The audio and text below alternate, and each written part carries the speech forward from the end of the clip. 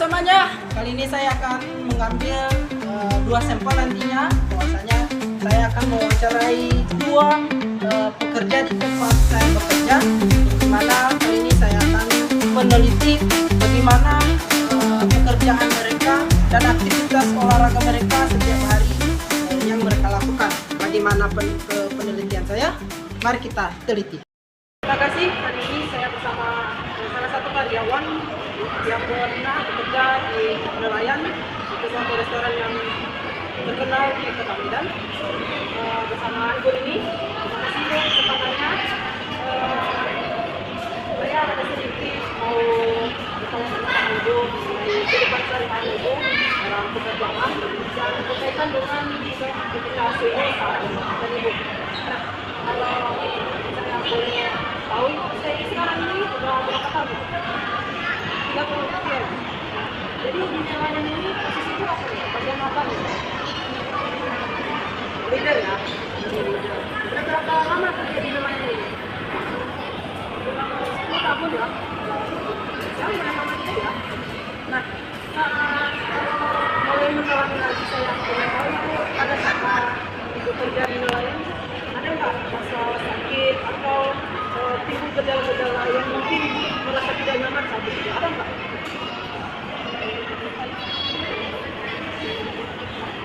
Sakit pinggang ya? Yang lain misalnya ada pusing gitu? Ada ya? Jadi saat bekerja ini ada nggak aktivitas olahraga di luar pekerjaan Ibu nih? Oh, jalan pagi ya? Misalnya selayu. Saya boleh saran Ibu nih masalah kesulitan Ibu saat bekerja dan mungkin dengan metode yang saya sampaikan ini Ibu mana tahu penyakit yang Ibu rasakan dapat berkurang dengan melakukan aktivitas olahraga ini. Nah, saran saya yang bisa saya sampaikan sama Ibu, biasanya kalau memang ada waktu luang atau waktu yang bisa Ibu istirahat, alangkah baiknya Ibu bisa melakukan kegiatan senam atau yoga ya, agar tubuh juga bisa beristirahat dan memaksimalkan kegiatan pemuda ini. Nah, selain itu ada juga metode di mana Ibu bisa terapkan nih, misalnya meditasi. Mungkin dalam pekerjaan ini Ibu merasa pusing ya, berbagai tekanan saat bekerja. Nah, mungkin dalam meditasi mungkin ada ketenangan yang bisa dirasakan nih, baik dalam meditasi maupun kegiatan yoga sederhana saja. Kalau bisa Ibu kegiatan ini bisa dilakukan pada pagi maupun sore harinya kalau waktu ada tinggal ya. Nah, itu begitu. Kalau Ibu bisa menerapkannya, mungkin dapat mengurangi beban atau mengurangi penyakit yang tidak lain. Nah, mungkin demikian Ibu.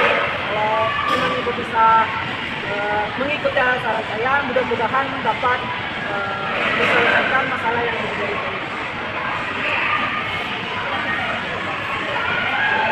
Kalau memangnya saran saya dapat berguna bermanfaat, mungkin saya akan mengunjungi Ibu lagi di lain hari dan menanyakan hasilnya nih. Baik Ibu, terima kasih untuk kesempatannya Ibu. Baik, terima kasih. Mungkin begitulah ringkasan atau singkatnya cerita kami bersama Ibu Dewi mengenai kegiatannya dan kegiatan olahraga di dilakukan setiap pagi. Saya Yanto, salam olahraga. Oke, terima kasih. Kali ini saya akan mewawancarai salah satu pekerja di nelayan restoran, nelayan kafe, di mana dia salah satu karyawan juga yang bisa dibilang masih muda. Dengan kakak siapa ya? Aku Suci Ayu Sari. Oh, dengan kakak Suci ya. Izin kak, untuk sekarang umur kakak berapa nih? Aku sekarang 19 tahun. 19 tahun. Oke. Nah, izin kak, mau nanya-nanya sebentar nih tentang aktivitas kakak sehari-hari saat bekerja di pekerjaan kakak, baik di restoran maupun di luar ya. Dengan aktivitas di luar kerja kakak, kayak berolahraga atau meditasi gitu.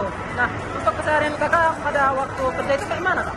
Oke, sebenarnya aku ada banyak job. Pertama, aku biasanya kerja di kampus. Oh, di kampus. Dan yang kedua di sini. Jadi untuk kerja di kampus itu biasanya aku selalu mantengin komputer hampir 6 jam. 6 jam ya, cukup lama ya. Oke. Dan di sini kan 1 minggu dari 9 jam kerja kan kita. Nah, untuk gejala penyakit yang sering aku hadapi saat bekerja, pertama itu pasti sakit mata dan sakit kepala ya, karena aku mantengin komputer. Terus kalau mau kerja di nelayan pasti nyeri kaki, nyeri sendi, seperti itu. Oh, jadi yang dialami saat kerja itu lumayan banyak ya? Iya. Jadi awal-awal terjadinya gejala itu gimana dia ke arah saat tadi?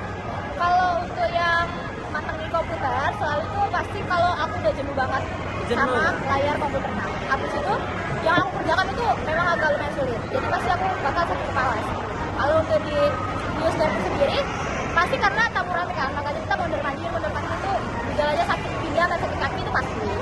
Oke, jadi untuk keseharian kakak dalam lingkungan pekerjaan yang memang rumit, apalagi kakak lagi kerja lagi di kampus ya.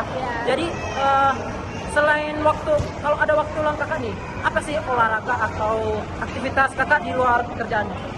Untuk aktivitas, aku tuh salah satu tim yang suka banget sama olahraga, salah satunya olahraga voli. Oh, voli? Iya, jadi aku setiap minggu di hari Senin, aku tuh selalu nyempatkan sorenya di sela-sela kerjaan aku untuk main voli sama teman-teman, biar refreshing. Karena aku secapek apapun kalau main voli, rasa capeknya bakal hilang. Nah, oke, luar biasa ya. Jadi udah ada minat apa itu olahraganya ya? Udah ada jiwa olahraganya. Jiwa olahraga. Luar biasa ya.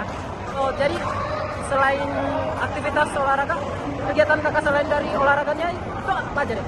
Di luar dari seperti aktivitas main volley bareng teman-teman, apalagi kegiatan kakak di luar olahraga? Selain olahraga yang pasti ngumpul bareng teman-teman ya, sharing, cerita-cerita, itu pasti kurangi beban kita kan. Habis itu apalagi ya? Cuma itu aja sih. Misalnya kalau capek banget pasti ya rebahan aja sih kalau santai. Oh, gitu ya kak. Oh, mungkin ada sih dari saya nih sebagai mahasiswa SPOK di kejuruan ilmu keolahragaan. Nah, kami di sini menghimbau nih orang-orang sekitar kami, terutama kakak yang masih muda, nah sudah mengalami gejala-gejala penyakit yang mungkin sering dialami atau dapat dirasakan oleh setiap orang ya, baik usia muda maupun usia lanjut ya. Nah, mungkin ada sedikit saran dari saya nih kak. Mungkin dari gejala yang kakak sebutkan tadi, mungkin kakak bisa melakukan kegiatan atau metode meditasi. Nah, metode meditasi ini yaitu metode untuk menenangkan diri agar tidak terlalu fokus pada pekerjaan. Karena saya kan kakak bilang tadi kan ada rasa sakit kepala saat bermain komputer ya. Nah, terus pada saat bekerja sendi juga terasa ngilu ya, sakit ya. Nah, mungkin dengan metode meditasi dan olahraga yang teratur mungkin dapat mengurangi gejala tersebut, bukan menyembuhkan ya. Intinya kami hanya menyarankan untuk mengurangi gejala tersebut. Oke, jadi tadi kan kamu saranin aku metode meditasi. Ya. Bagaimana kita cara melakukannya? Maksudnya waktunya kak, waktunya berapa menit, di siang, pagi, sore, waktu-waktu tertentu, ada nggak kayak gitu? Ada, itu tergantung pada kondisi kakak. Nah, meditasi ini bisa dilakukan pada saat penenangan diri, di mana kita tidak mengalami tekanan dalam baik pekerjaan maupun kegiatan di kampus. Nah, istilahnya kita bisa melakukan meditasi pada waktu luang kita, kan? Tidak ada kegiatan. Nah, di situ kita dapat melakukan meditasi. Nah, di waktunya itu yang paling bagus itu pagi hari, karena pagi hari itu sangat tenang. Ditambah lagi kalau kita berada meditasi di lingkungan yang penuh dengan pepohonan. Yang selain dari pagi hari juga kita bisa melakukan meditasi di sore hari, karena sore hari ini sinar matahari ketika menyinari kita itu ada manfaatnya. Jadi dari metode meditasi ini bisa kita terapkan pada waktu pagi maupun sore, bisa. Terkecuali siang ya, itu udah fix tidak bisa lagi karena tidak fokus. Ditambah lagi kalau cuaca tidak mendukung, apalagi kalau cuacanya panas, mungkin tidak baik untuk penenangan diri. Jadi tadi kalau kamu jelasin meditasi di pepohonan atau di sore hari karena matahari, emang meditasi harus selalu di luar? Bagaimana kalau aku meditasinya di dalam ruangan? Apa Bisa itu juga. tidak menyenangkan? Bisa. Dengan penerapan yang sangat sederhana. Sederhananya itu tetap tenang. Maksudnya tetap tenang ini yaitu tidak ada gangguan di sekitar. Menenangkan diri ini bisa dalam bentuk membaca buku, mendengarkan lagu yang kita sukai, ataupun merenung atau menenangkan diri tanpa memikirkan sesuatu. Itu termasuk meditasi. Tadi kita kita udah bahas meditasinya. Aku pertanyaan satu lagi. Oke. Ada nggak waktu yang paling ngebesit nih kayak 30 menit itu udah tenang banget tuh bisa tenangin pikiran kita, kayak 40 menit atau 50 menit? Bisa nggak kamu jelasin? Kan nanti mana tahu aku mau meditasi, tapi aku nggak tahu nih waktu yang paling tepat untuk menenangin diri. Gitu. Maksudnya kakak ini ingin tahu waktu berapa lama kita harus meditasi? Ya, maksudnya waktu yang paling akurat sampai kita bisa tenang. Kan orang meditasi ada yang 1 jam, 2 jam. Tapi ada nggak sih waktu yang paling akurat kalau di waktu ini kamu udah bisa tenang nih gitu? Kalau sistem waktu dalam metode meditasi itu tergantung pada setiap aplikasi. Karena mengapa? Dalam penenangan diri ini ada banyak lintasan pikiran, baik dari tekanan hidup, pekerjaan maupun tekanan dari kampus. Nah, dalam waktunya itu tergantung pada diri sendiri, dari pikiran diri sendiri. Penentuan waktunya juga bisa kita terapkan apabila dia bisa dapat mengikuti alur dari meditasi itu sendiri. Kalau targetnya 1 jam, berarti dia harus lebih fokus pada penenangan diri tanpa ada gangguan dan pikiran yang terlintas dalam pikirannya saat bermeditasi. Kalau 30 menit, dia harus benar-benar menerapkan penenangan diri yang sangat akurat, tanpa memikirkan apapun, mengosongkan pikiran dengan menikmati kenikmatan sendiri. Gitu. Nah, mungkin itu yang bisa aku sampaikan. Kalau memang ada kakak bisa menerapkan, mungkin kedepannya kita bisa bertemu dan mungkin saya akan menanyakan hasilnya kak. Bagaimana hasil meditasi kakak nantinya? Oke, thank you ya. Aku tadi bakal nyoba meditasi. Oke, terima kasih kakak. Untuk hari ini, baik, terima kasih. Saya Yardianto. Inilah penerapan saya untuk membagi ilmu keolahragaan bagi masyarakat, baik untuk tingkat orang dewasa atau remaja maupun orang tingkat lanjut atau usia lanjut. Baik, saya Yardianto Arifa. Saya ucapkan terima kasih.